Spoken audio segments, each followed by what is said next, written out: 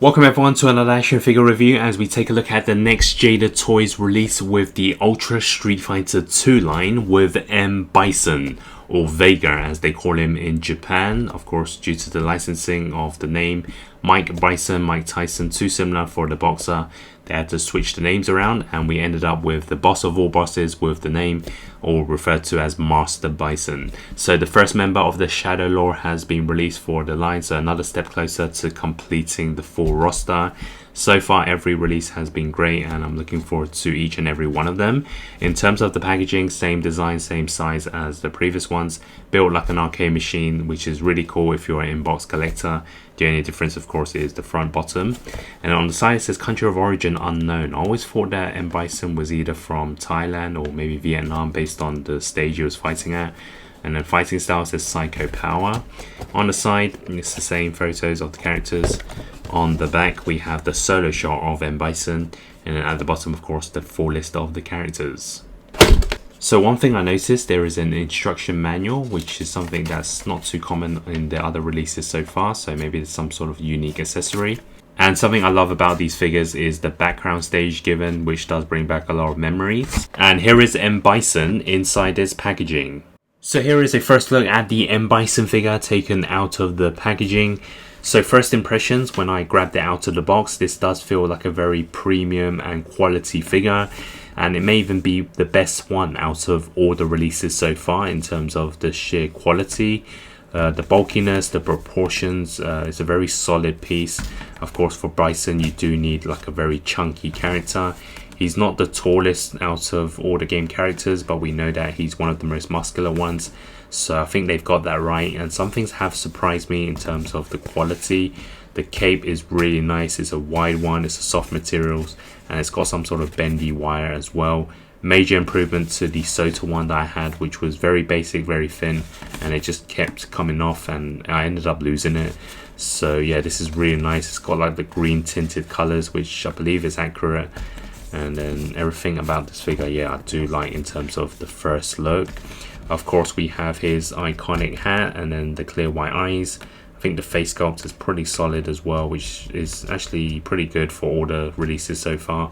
The belt maybe could be painted a bit more detailed, but it's okay to me. And then the bracelets, and then of course his legs in the shiny silver colors. So yeah, I really like this in terms of the first look. And let's bring in the Sota Toys version, which for its time is okay. It came out in 2004, so obviously time flown by, figures have improved. And I'm kind of just surprised how big the Sota one is compared to the Jada toys. Just look how much taller it is compared to the new one. And I think some bits in terms of like the hands and legs, some proportions isn't quite accurate. It's a good figure for its time, but obviously I do prefer the Jada toys in terms of how everything is done. So next up, let's test out the articulation, so the movement of M.Bison. So I'm going to start off with the head sculpt. So there's no problems there in terms of the rotation. It actually does a 360 spin if you want. And then it can tilt left and right. And then downwards motion and then upwards motion as well, which is pretty good. And then as I mentioned before, the cape does have bendy wire inside, so you can create some sort of shape for it. And there's movements on the shoulder pads as well. You can move them backwards and then push them forwards. And then for the arms, you can see stretches wide, no problem. And I actually do really like the articulation of these arms, as they've been doing for the whole line. So backwards, and then they push forwards as well, so inwards for certain poses. And then there's good rotation on the forearm as well as the biceps, and then it can push upwards and backwards. And then you can see this is how much it bends. And then we have rotation on the hand, and then there's also a hinge inwards and outwards. Next up is the body. So it's actually pretty stiff in terms of the upper torso, which is similar to the other releases. Not much movement side to side either. And then the movement mostly does come from the waist. There is good rotation, 360 if you want. And you can see a forwards body crunch and backwards as well. And then for the legs, they can kick forwards, which is very standard, backwards as well. You can do the splits. And then you can see there's fire rotation, goes all the way around if you want, and then the knee bends. And then for the legs, that's the only rotation there, but you can actually move the feet downwards and upwards again. Not much hinge movement because just the way it's been designed. And now we can take a look at the different accessories where I switched out the head sculpt as well as the hands. So let's start off with the head first. So it's pretty standard in all their releases to give us an aggressive look of the character. So Bison in the in-battle look.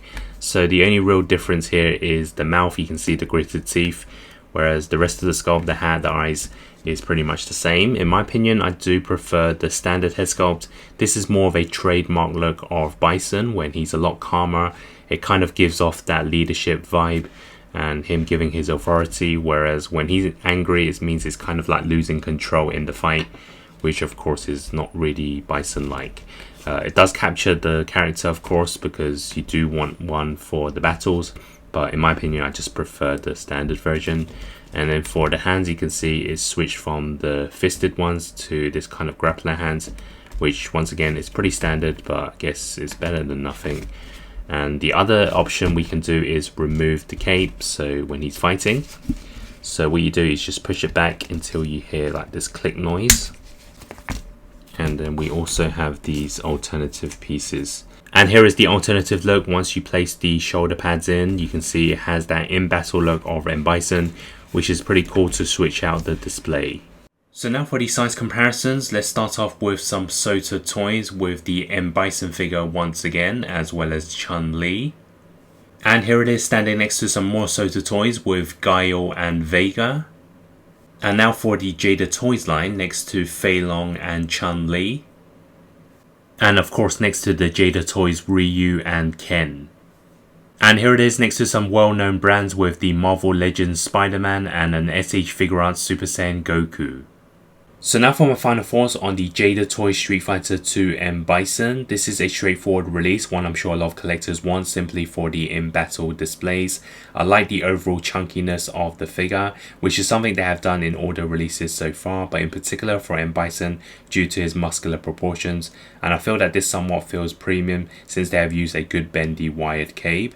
The accessories are expected with the head and hands, although they could have given us a grinning look rather than one of the other two.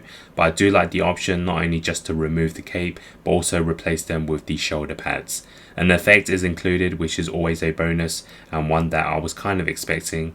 The only thing I could think of is no stand is included, which is something they have done in all the releases so far, but I know the purpose of the stand was for the effect, so it's not really needed in this one, but I feel that they could have just included one. So overall I'm going to say 8 out of 10. This line has been consistently good so far, and M.Bison is one of the main characters, the leader of Shadow Lore, so this is a must in your display, and I feel that it really sets the tone for the rest of your collection. Check out my reviews of all these Street Fighters by the Jada Toys line with the links in the description below, and thanks for watching.